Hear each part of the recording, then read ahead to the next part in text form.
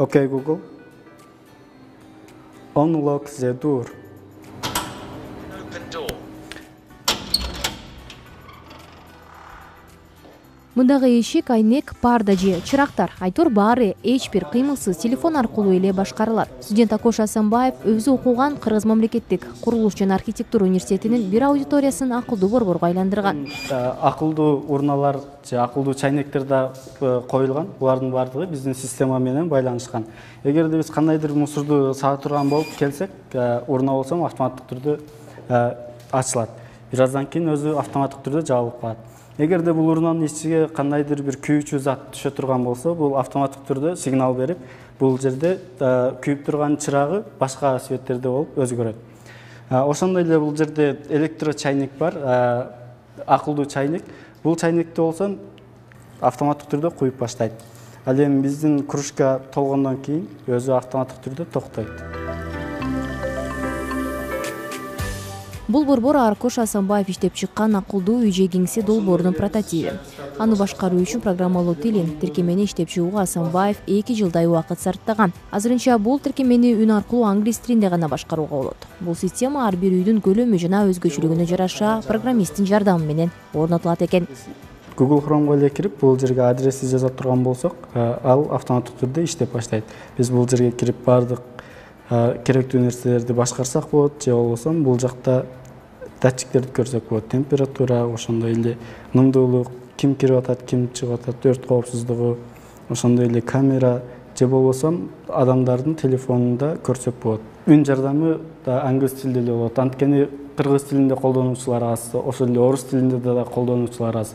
Эгерде орус тилинде же кыргыз тилинде колдонуучулар 2 миллиондон аша турган болсо, ал Google компаниясы сөзсүз түрдө бул функцияны киргизет. Бүгүнкү күндө колдонуучулар аз болгондуктан кыргыз тилинде же орус тилинде жок болуп атат. Колдонуучулар Кыргызстанда канча? Кыргызстанда колдонуучулар бүгүнкү күндө мен эле окшойм. 22 жаштагы Акоша курулуш, транспорт жана архитектура университетинин жаңы маалыматтык технологиялар факультетинин 4-курсунун студенти. Ал ушул өңдүү бир нече долбоорлорду жана официантчы сатуучунун ишин аткарган роботторду иштеп чыккан. Аталган окуу жайдын ректору Акынбек Абдыкалыков студенти бул иштери менен бир топ эл аралык фестиваль, сынактарда ийгилик жаратканын айтат.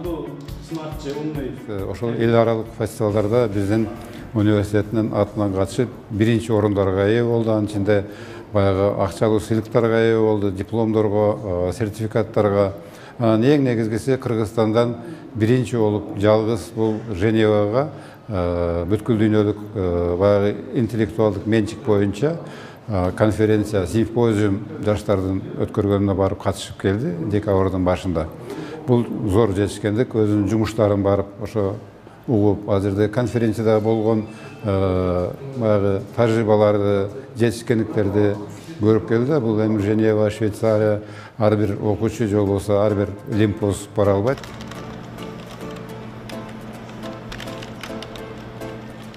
Бир ай мурда Акош Асанбаев Казакстандын Нур-Султан шаарында бообий кыймыл өткөргөн эл аралык сынакта КМШ өлкөлөрүндөгү мыкты жаш окумуштуу наамына ээ болгон. Астанада жайгашкан эл аралык бообек аттуу уюм менин долбоорлорумдун негизинде алар СНГ боюнча жаш окумуштуу деген наам беришти. СНГ боюнча мыктуу студенттердин катарына кирдим. Карантинге байланыштуу ал документация, удостоверение, күбөлүк, медаль, китептерди почта аркылуу жөнөтөбүз дешти. Ата-энем абдан кубанычтуу. Биздин балабыз ушундай деңгээлге жетиптир деп. Биз Тажикстанда тоодун арасынан келип, мынчалык деңгээлге балабыз жетет деп ойлогон эмес элек деп айтышты.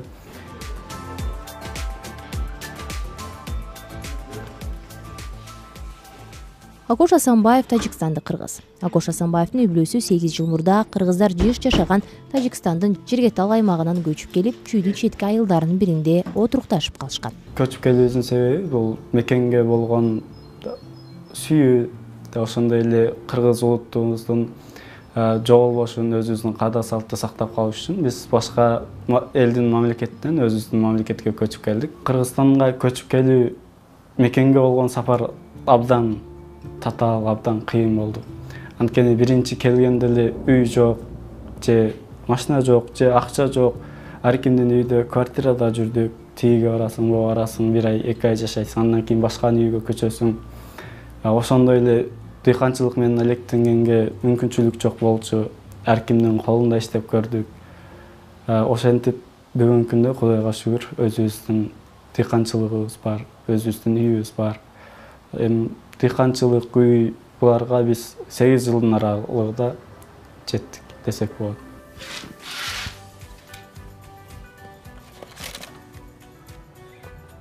Англис тили биздин кесипке абдан керектүү тил болуп саналат. Анткени программалардын бардыгын биз англис тилинде жазабыз. Ошондой эле англис тилдин башталышын эң биринчи грамматика, синтаксистерин биз Тажикстандан окуп үйрөнгөн. Швейцарияга, Женева шаарына семинарга барганда, конференцияга барганда англис тилин колдонгонбуз.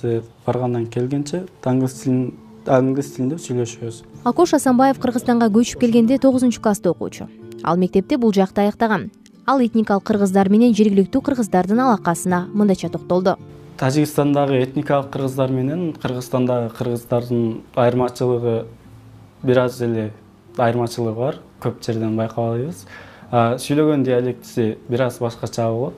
Азыркы биздин Кыргызстандагы диалектке караганда. Тажикстандан келген этникалык кыргыздар бул жакта көбүнчө ата тегин же жашаган жерин ачык түрдө айта алышчу эмес. Бир канча жылдар мурда анткени бизди кыргыз катары кабыл алышчу эмес. Силер тажиксиңер же башкача көрүшчү. Акыркы күндөрү бизде жазуучулар чыкты, ошондой эле Токмокто жашашкан. Өздөрүнүн кыргыз тили же кыргыз каада салтын алып жүргөндүгү менен кыргыз экендигин далилдеп атат. Акоша керели кечке жаңы ачылыш тиркемелерди ойлоп табуу менен элек. Ал азыр окуу жайдын жатаканасында жашайт экен.